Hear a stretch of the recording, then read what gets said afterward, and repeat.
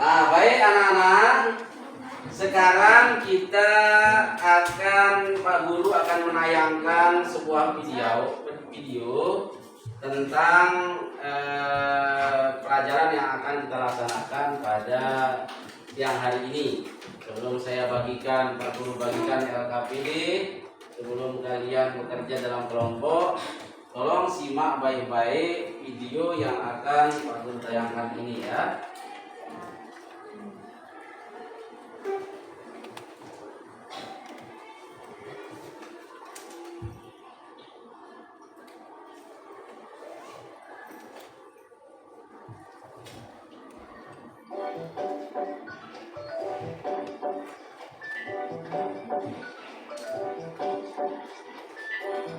Halo sahabat baca dan pembaca bahasa dimanapun kalian berada, bertemu lagi dengan saya, Wawan Dian dalam channel pembelajaran bahasa Indonesia.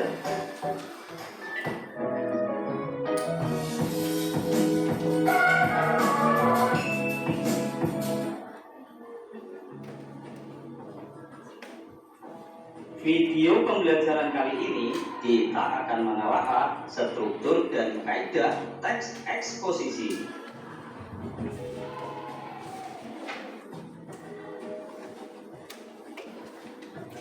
Setelah mempelajari materi ini, kalian diharapkan mampu mengidentifikasi struktur dan unsur kebahasaan teks eksposisi yang diperdengarkan atau dibaca.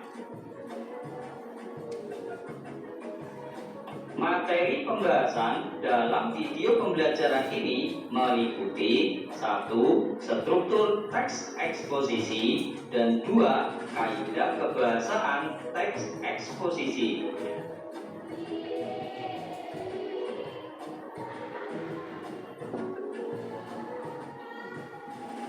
Tolong dicatat ya hal-hal penting yang Teks eksposisi memiliki struktur dan kaidah kebahasaan tertentu.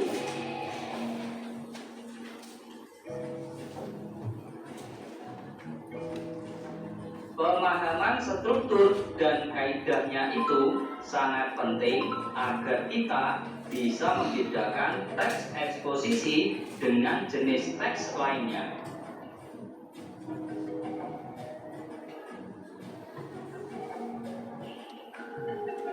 1. Struktur teks eksposisi.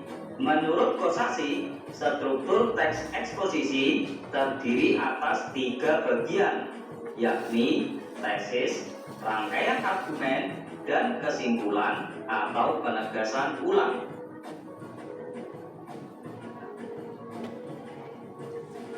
Bagian-bagian struktur teks eksposisi tersebut adalah A. Tesis, yaitu berupa pengenalan isu, masalah, ataupun pandangan penulis secara umum tentang topik yang akan dibahasnya. B. Rangkaian argumen, berupa sejumlah pendapat atau argumen penulis sebagai penjelasan atas tesis yang dikemukakan sebelumnya. Pada bagian ini dikemukakan pula sejumlah fakta yang memperkuat argumen-argumen penulis. C. Penegasan ulang, yaitu sebagai perumusan kembali secara ringkas. Bagian ini sering pula disebut kesimpulan.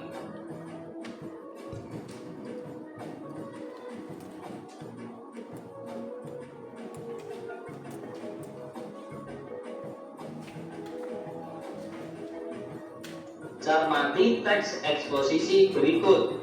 Bencana hidrometeorologi dapat kita minimalisir. Bencana hidrometeorologi tidak dapat dihindari oleh masyarakat Indonesia.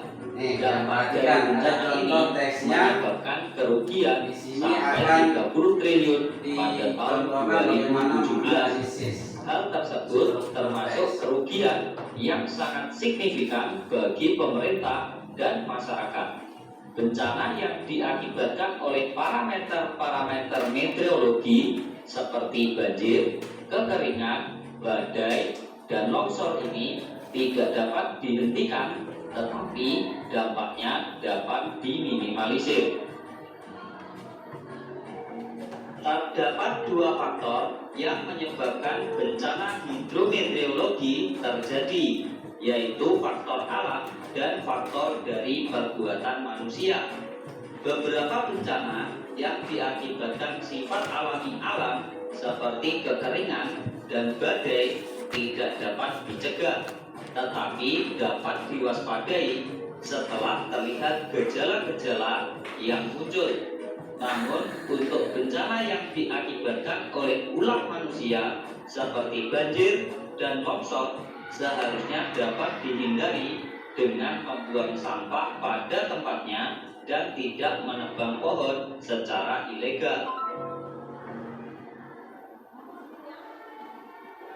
Sebagai manusia yang bermoral, kita harus menyadari bahwa kita hidup di alam dan alamlah yang menghidupi kita.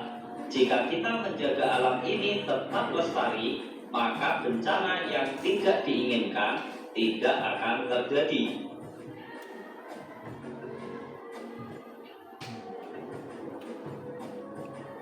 Selanjutnya, mari kita menalar struktur teks eksposisi tersebut. Nah, ini tadi sudah disampaikan struktur teks eksposisi. Kemudian dicontohkan satu teks eksposisi sederhana yang berjudul bencana alam yang ada di sekitar kita. Nah, sekarang mari kita lihat bagaimana kita menganalisis struktur teks eksposisi. Lanjutkan ya.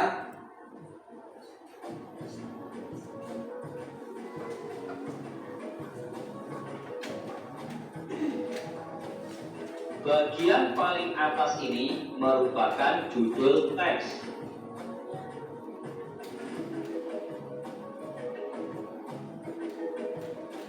Bagian tesis dalam teks eksposisi ini terletak pada paragraf pertama dengan ide pokok bencana hidrometeorologi tidak dapat dihindari oleh masyarakat Indonesia.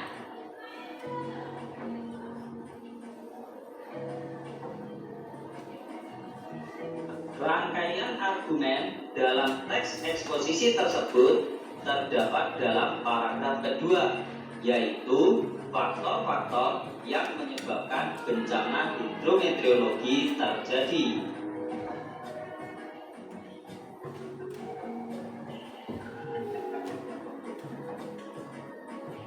Selanjutnya, bagian kesimpulan atau penegasan ulang teks eksposisi tersebut terletak dalam paragraf terakhir yang memuat ide pokok bencana tidak akan terjadi jika kelestarian alam terjaga.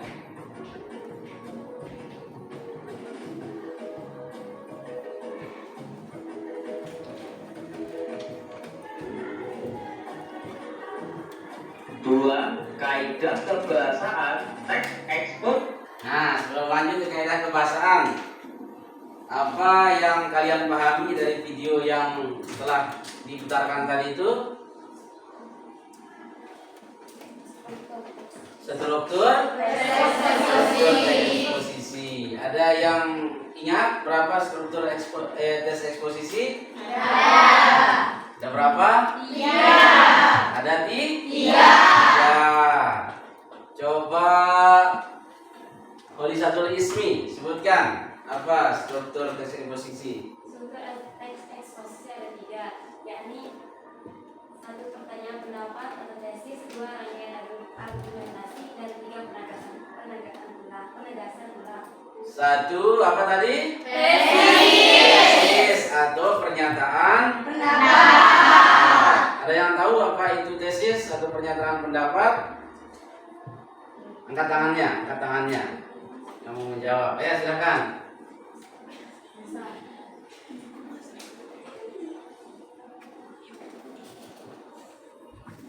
Pernyataan pendapat atau tesis apa?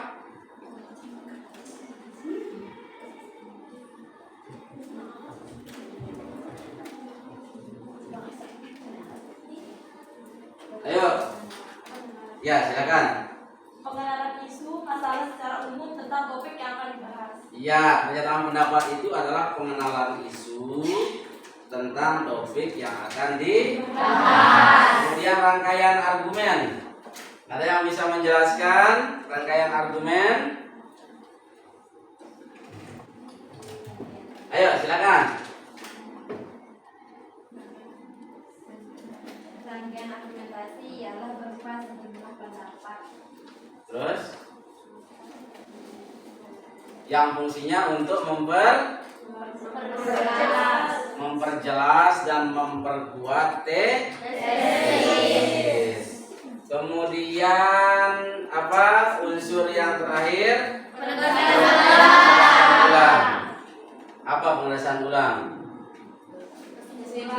Kesimpulan dari itu ya. Nah, kalian sudah paham tentang struktur teks eksposisi. Sekarang kita lanjutkan pada kaidah kebahasaan. Mohon diperhatikan baik-baik ya kaidah kebahasaannya. Posisi. Teks eksposisi memiliki karakteristik kebahasaan atau kaidah kebahasaan sebagai berikut. A. Menggunakan kata-kata teknis atau peristilahan yang berkaitan dengan topik pembahasan. Contohnya, dalam teks bencana hidrometeorologi terdapat peristilahan seperti hidrometeorologi, signifikan, minimalisir, dan ilegal. B.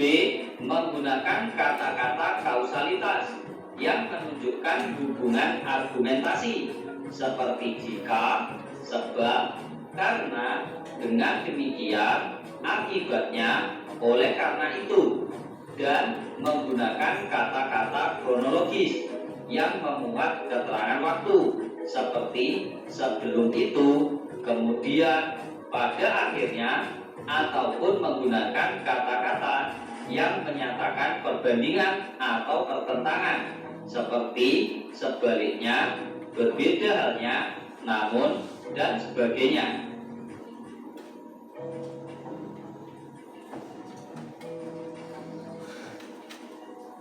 C. Menggunakan kata-kata kerja mental, yaitu kata kerja yang mengekspresikan sikap atau respon seseorang terhadap suatu tindakan atau pengalaman. Contohnya, penggunaan kata diharapkan, memprihatinkan, memperkirakan, mengagumkan, dan sebagainya.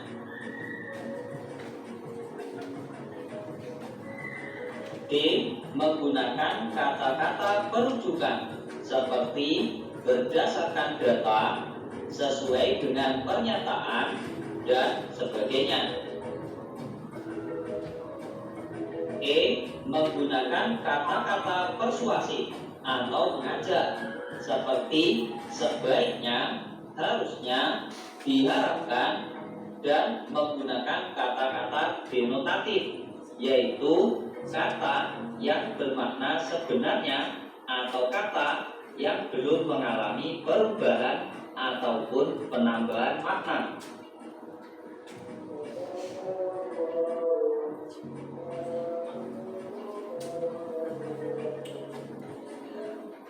Nah, baik, itu adalah informasi dalam tayangan tadi menjelaskan tentang kaidah kebahasaan daripada teks eksposisi. Ada yang ingat kaidah kebahasaan teks eksposisi? Aduh, ayo siapa yang bisa menyebutkan? Ya, Nesa, silakan Nesa. Unsur kebahasaan teks eksposisi diantaranya adalah 1. Menggunakan kata-kata teknis, 2. Menggunakan kata-kata yang menunjukkan hubungan sebab akibat atau kausalitas, 3. Menggunakan kata kerja temporal. Menggunakan kata temporal, ya. Ada lagi, Nesa? Ada yang mau menambahkan? Ya, Suci, silakan. Pertama, menggunakan kata-kata yang menunjukkan pertentangan. 2. Menggunakan kata kerja mental. Ada lagi, Suci?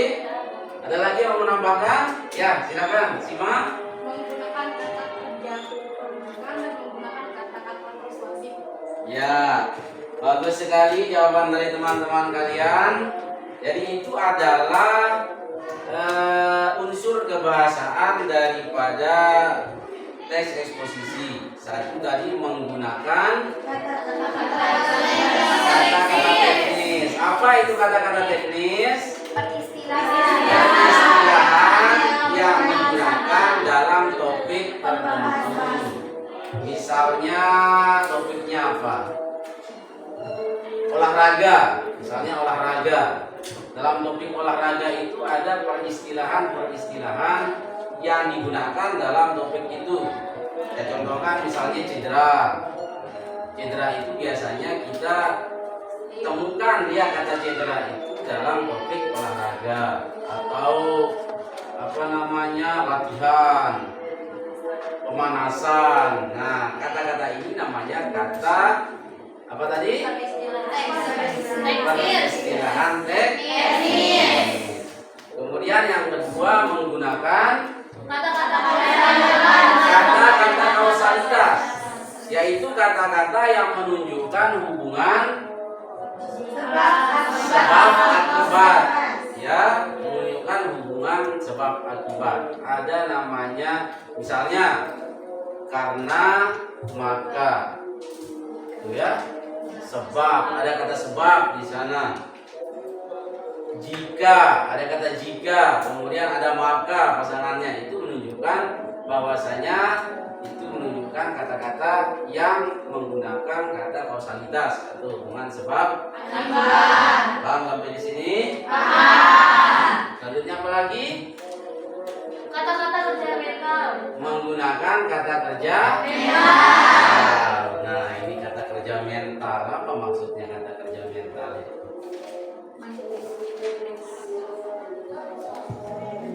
Kata kerja mental itu maksudnya adalah kata-kata yang mengekspresikan pikiran. Kata kerja mental itu dia pekerjaannya itu tidak bisa dilihat. Misalnya membayangkan, gitu kan bisa kita melihat, membayangkan nggak bisa kan? Ya, kalau kita menyapu kan bisa dilihat gitu. Bisa dilihat kalau menyapu. Itu bukan kata kerja mental. Kata kerja mental itu adalah kata kerja yang dimana pelakunya itu adalah pikiran. Pekerjaan itu dilakukan oleh pikiran. Membayangkan, kemudian memikirkan, kemudian memahami. Ya, yang itu namanya kata kerja mental. Dalam teks eksposisi banyak menggunakan kata kerja mental. Terus selanjutnya apa? Menggunakan kata penunjukan, yaitu kata yang fungsinya untuk menunjukkan kepada pendapat orang lain. Karena di dalam teks eksposisi itu adalah setelah menyampaikan pendapat penulis, kemudian ada rangkaian argumentasi. Salah satu argumentasi yang paling kuat digunakan untuk memperkuat pendapat itu adalah pendapat ahli, ya, pendapat ahli, bukan pendapat akhir, pendapat ahli. Nah, di dalam merujuk pada pendapat ahli ini seringkali menggunakan kata penunjukan. Menurut penelitian yang dilakukan oleh lembaga ini, misal, nah itu sering kita temukan dalam teks eksposisi. Kemudian selanjutnya kata-kata persuasi. Apa artinya persuasi? Ya, tentu saja itu fungsinya adalah supaya orang yang membaca tulisan kita atau mendengarkan apa yang kita sampaikan itu mau mengikuti pendapat kita. Makanya ada kata persuasi. Apa ciri-cirinya kata persuasi itu? Nah, terdapat di dalamnya ada seharusnya, sebaiknya, marilah, diharapkan, dan seterusnya. Itu namanya kata-kata Nah, kita sudah membahas, saya rasa kalian sudah paham ya, struktur dan kaidah kebahasaan daripada teks